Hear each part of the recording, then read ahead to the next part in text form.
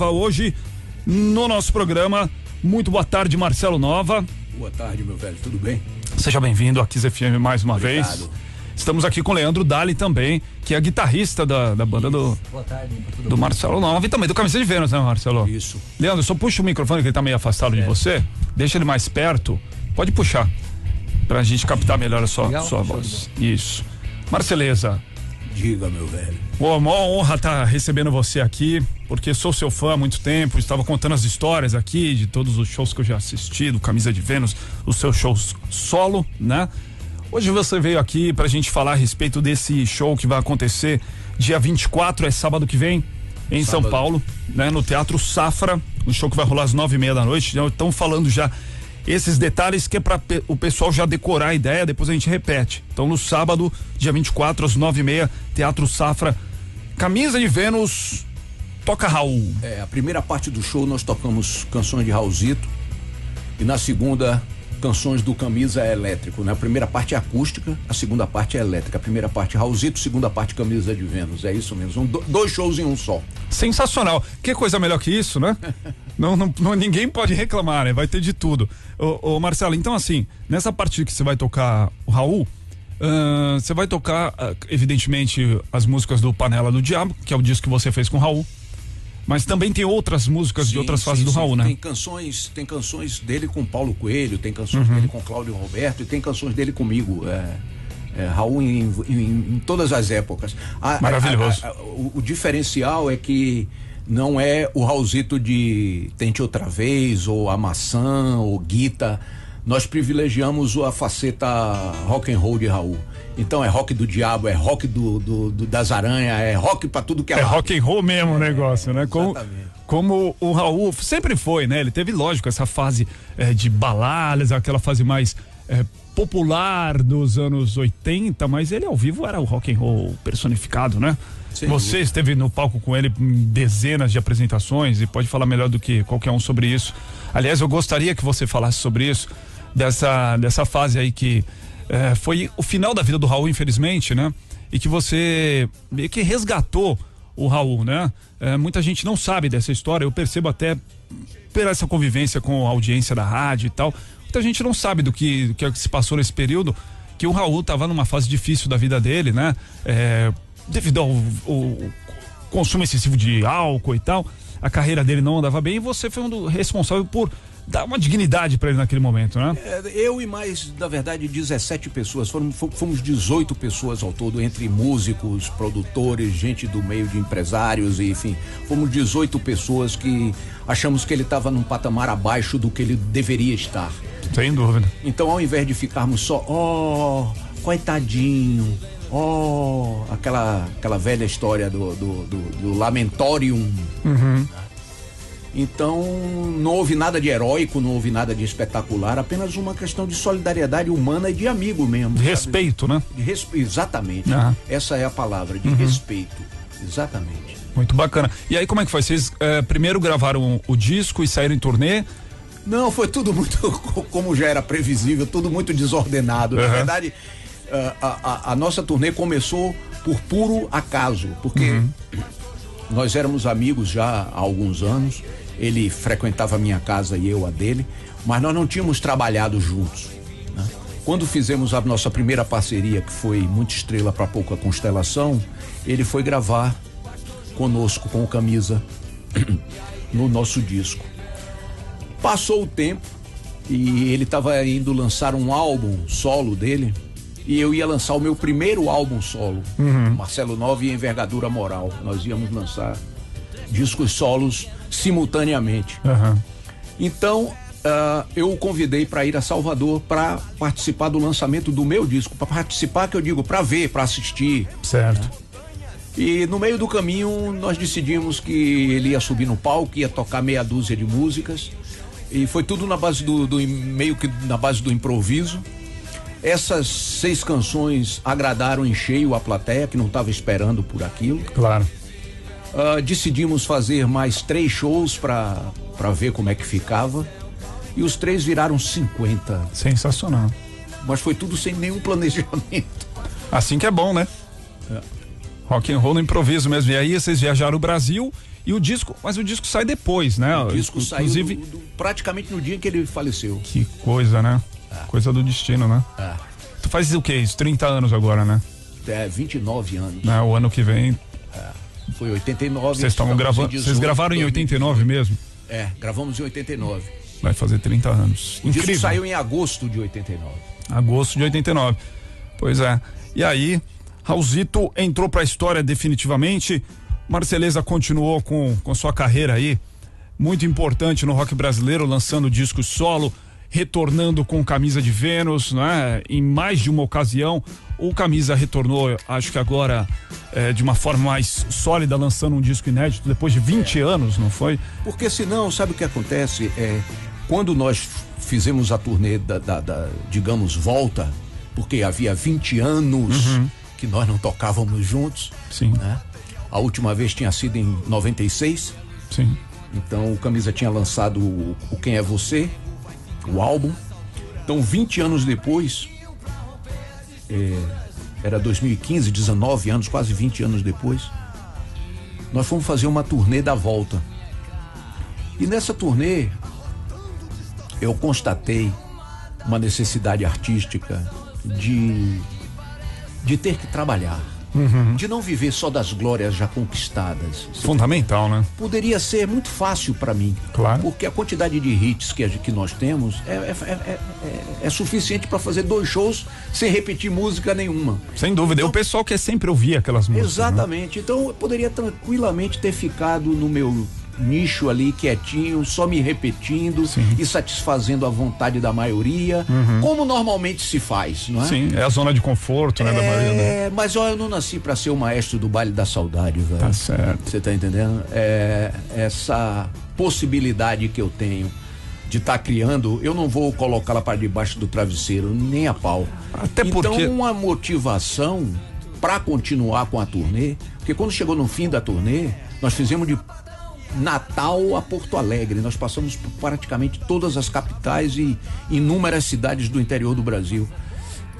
A turnê foi ótima, muita gente assistiu, a turnê foi um sucesso completo, porém, eu disse, eu não vou aguentar mais um ano tocando só as músicas que eu mesmo fiz há 20, 30 anos atrás. Era preciso um desafio. E o desafio veio a se chamar Dançando na Lua, que foi o álbum que nós lançamos exatamente 20 anos depois, em 2016. Nós lançamos um álbum de inéditas chamado Dançando na Lua. Que é um álbum excelente, um disco excelente, que tem letras que o pessoal usa muito ácidas, né? Eu gosto de achar, assim, entender pelo lado até social da coisa. O país passando por um momento turbulento, então você que sempre foi um cara que tem uma visão social, uma visão crítica, também não ia conseguir ficar calado esse tempo todo e escreveu letras que também refletem isso aí, né? Esse momento. É curioso, porque na verdade mesmo, só tem uma canção que eu veja que se encaixe nesse perfil que você traçou, que é uma canção chamada A Raça Mansa. Que está aqui no player. Nós dançamos a dança, nós cancelamos a luta, a nossa raça é mansa, a nossa massa é bruta, nós vivemos de esperança, nós pagamos as putas. Essa é uma canção que tem esse viés, digamos, político que você se referiu. O resto do álbum eu acho até que passa meio que sem essa obrigação, porque eu também não me sinto obrigado a corresponder qualquer tipo de expectativa, entendeu? O importante é você fazer boas canções. Sem dúvida. É isso que eu me proponho. E a essa altura do campeonato, a essa altura da minha vida, eu tenho que ter muito cuidado com o que eu escrevo, muito carinho com o que eu escrevo, muito suor derramado em cima do papel em branco, que é o desafio, porque já não posso mais me dar o luxo de ficar escrevendo bobagem. Né? Não tenha dúvida disso, mas com certeza escreveu uma bela canção, todas as outras do disco são também, mas a gente vai ouvir essa que o Marceleza já citou aqui, o refrão, né? A Raça Mansa. É o hino nacional.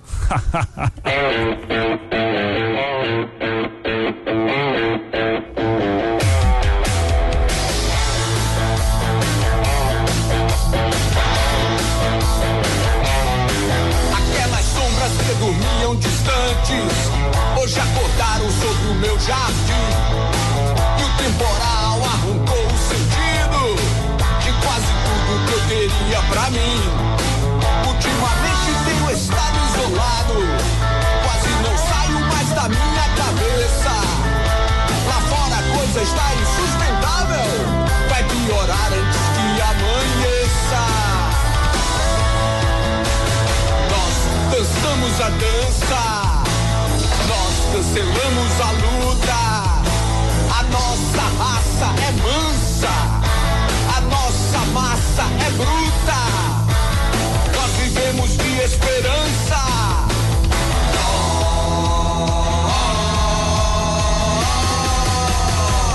Nós pagamos as putas.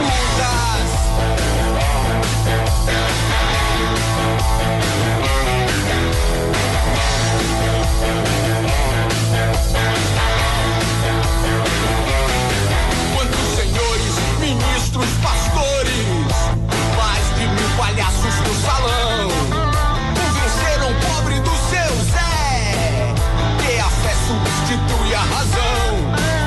Acabou de chegar um cavalheiro lá do Distrito Federal, com a ganância enfiada no rabo, e nesse rabo cabe um arsenal. Nós dançamos a dança, nós cancelamos a luta. A nossa raça é mansa, a nossa massa é bruta. Nós vivemos de esperança.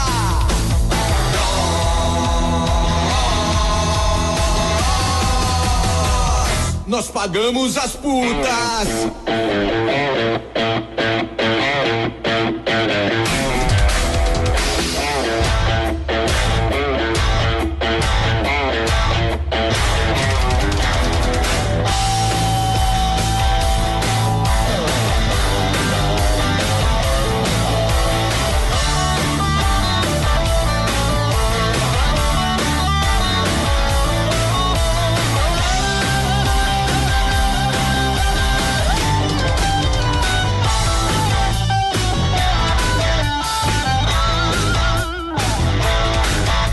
Apresentado ao novo imbecil, que veja o sol já é celebridade. Então todos ergueram um brinde à nossa própria mediocridade. Seja bem-vindo ao nosso paraíso, nessa lama que encanta e seduz. Não esqueça a sua oração e depois apague a luz. Nós dançamos a dança, nós cancelamos a luta. A nossa raça é mansa, a nossa massa é bruta. Nós vivemos de esperança.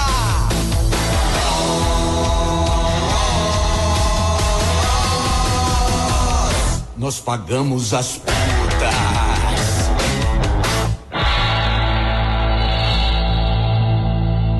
A Raça Mansa, bela canção de Marcelo Nova, do Camisa de Vênus, o último disco do Camisa, saiu em 2016, Dançando na Lua, né? É isso aí. Ô Marceleza, a gente tava falando aqui, em off aqui, tava saindo só na live, né?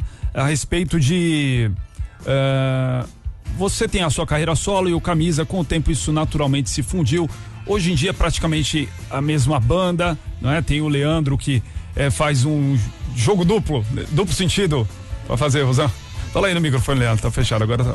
Você toca guitarra e baixo. Isso. Na carreira solo do Marcelo, desde 2009 eu faço o contrabaixo e no Camisa de Vênus eu faço a guitarra, né? Tipo, ele mencionou, quando entra Robertinho, vira Camisa de Vênus. Então, era isso que eu queria abordar. A diferença, Marcelo, dos shows, das bandas, é que no show do Camisa tem Roberto Santana, que é um dos fundadores do Camisa junto com você, né? Sim, uma lenda em si próprio. Sim, sem dúvida. O Roberto Santana dispensa maiores apresentações. Sem dúvida. Ele foi morar em New Orleans, a barragem arrebentou, ele arrebentou com tudo. As ondas trouxeram ele de volta pro Brasil. Ele foi morar no Oriente Médio, depois ele foi pra Ásia, ficou em Singapura durante 6 meses. Roberto é uma história, ele é a história. Ele é um fenômeno da natureza. E há 37 anos atrás eu encontrei com ele, nós trabalhávamos, quase que juntos. Ele trabalhava numa TV e eu trabalhava na Rádio FM, era da mesma empresa, Aratu, TV e Rádio FM que legal. Aratu. Ele trabalhava na TV ou na rádio, nós nos encontramos, eu disse pra ele da minha ideia de montar uma banda. Conversamos, eu disse pra ele mais ou menos o que é que eu imaginava que seria o Camisa, de que maneira eu iria fazer as letras, todas elas. Eu já tinha delineado na cabeça mais ou menos o que é. E ele imediatamente disse: tô dentro. As primeiras conversas e as primeiras ideias desenvolvidas como banda para o Camisa foram feitas entre mim e Robério. Que legal. E isso tudo lá em Salvador, né? Isso tudo em Salvador, em 1980. Que legal. E assim, até por isso tem essa ligação direta com o Raul, que também é de Salvador, né? Sim. Vocês se conheceram em Salvador? Você chegou a ver o Raul? Não. Ativa, evidentemente. Eu já o conhecia, eu sabia, sim. Eu era fã. Ele já era Raulzito e tinha uma banda chamada Os Panteras. Nossa, lá no comecinho, né? Lá no comecinho. Eu ia pros shows de Raulzito e Os Panteras, demais. Que aliás foi a primeira banda que eu vi ao vivo na minha vida. Eu tinha meus discos e tal, mas ver uma banda a 2 metros de distância, o que hoje parece ser tão comum. Sim. Né? Naquela época era um mistério total. Você não tinha esses TVs a cabo, nem clipes, nem internet, nada dessas coisas. Então, ver uma banda tocando a 2 metros de distância, aquilo pra mim foi determinante. Mudou, sabe? A sua vida, né? Assim, exatamente, foi determinante. Assim, pô, esses caras são baianos que nem eu. Raul morava no mesmo bairro que eu. Olha que legal. Né? Se esses caras conseguem, quem sabe um dia eu também não consiga, se eu tiver determinação, vontade, um pouquinho de sorte, quem sabe, né? Foi um fator determinante. Que bacana. E aí, na banda, ao vivo, tem o Drake, que é seu filho, né? E o Drake, pô, eu lembro de ter visto o Drake naquele show que vocês fizeram de 92, da época do disco Plugado, com uma guitarrinha de brinquedo, que fazia um sonzinho de videogame. Ele era um menininho, de uns, 3, 4 anos, né? Já tava no palco. E agora ele é o seu guitarrista, ele compôs as músicas do disco também, né? Ele tocou a guitarra no disco e tal. Ele produziu o disco. Produziu, além de tudo, né? É dessas coisas que você não pensa, né, cara? Você não imagina que isso vai acontecer. Porque, por exemplo, eu tenho 3 filhos, que eu saiba. Então, as minhas 2 filhas nunca demonstraram nenhum interesse de entrar na embarcação, né? Ele, como você disse, com 3 anos de idade, ele já ficava zanzando no palco com uma guitarrinha de madeira. Demais. Andando para um lado pro outro sem saber nem para onde estava indo, mas ele queria estar participando da história. A partir dos 16 anos, ele assumiu profissionalmente, porque ele já tocava antes, né? E Drake sempre foi meio cascudo assim na música, de segurar a onda, né? Ele chegou pra mim um dia e falou, ele devia ter uns 15 anos, falou pra mim: pai, eu queria um professor de guitarra pra me aperfeiçoar aqui e tal, porque ele já sabia meia dúzia de acordes e tal. Ok, professor de guitarra. 6 meses depois ele disse: pode mandar o professor embora porque eu já toco melhor do que ele. Aí eu disse: que moleque arrogante. Fomos em frente e como ele ainda tava pegando cancha, ele era o guitarrista base e eu tinha um guitarrista solo. Era uma época em que eu tava meio que insatisfeito com as minhas bandas, eu vivia mudando de músico com muita frequência.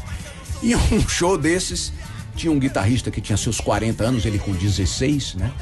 E um cara era desses guitarristas chatos, sabe, que quer ser Steve Vai, e tome aquela chatice, né, homérica. E a música começava o cara solando, a música na metade o cara solando, a música e o cara solando. De repente ele saiu ele tava numa extremidade do palco, o guitarrista tava na outra extremidade.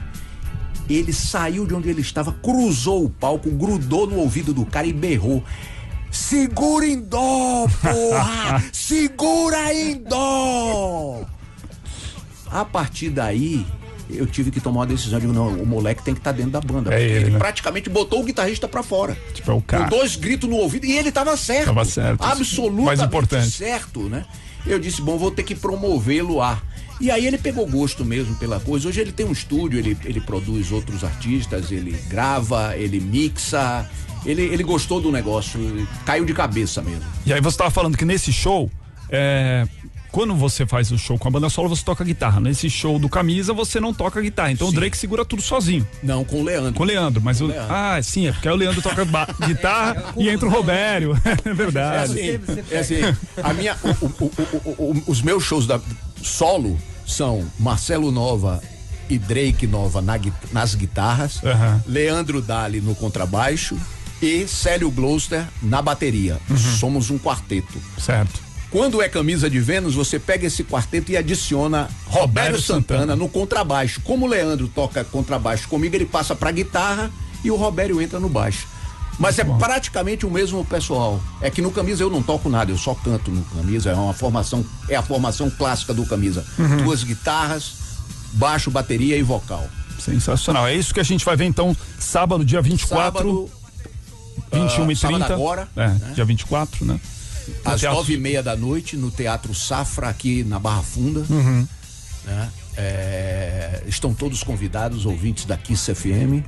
Vai estar todo mundo lá. Tem, como falamos no início, o primeiro set é Raul acústico e o segundo é Camisa de Vênus elétrico. Maravilhoso. A gente já ouviu um som do Camisa, música nova. Aí de fundo eu tô colocando as músicas do Panela do Diabo, tá tocando um Camisa aqui, uma Matijona Dark. Pra gente fechar, vamos botar então uma música então desse disco tão icônico de 89, Panela do Diabo. Pode ser? Sim, senhor. Muito obrigado, Vamos Marcelo Nova. Obrigado a vocês. Prazer enorme recebê-lo, Leandro também. Obrigado. Foi um prazer tê-los aqui. Então sábado a gente se vê lá no Teatro Nos vemos Safra. lá no Safra. Muito obrigado. Pra gente fechar aqui, ó, Raulzito e Marceleza, Pastor João e a Igreja Invisível.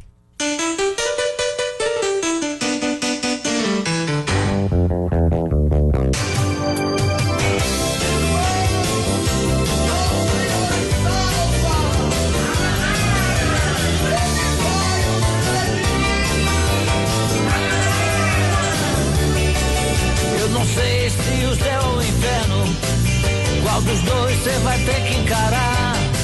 E foi pra não lhe deixar no horror que eu vim para lhe acalmar.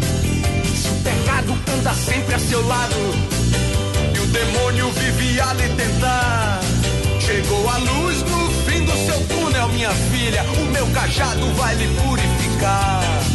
Pois eu transformo água em vinho, chão em céu, pau em pedra, cruz em mel. Pra mim não existe impossível, Pastor João é a Igreja Invisível. Pois eu transformo água em vinho, chão em céu, pau em pedra, cruz em mel. Pra mim não existe impossível, Pastor João é a Igreja Invisível. Solta a Igreja Invisível aí, meu filho.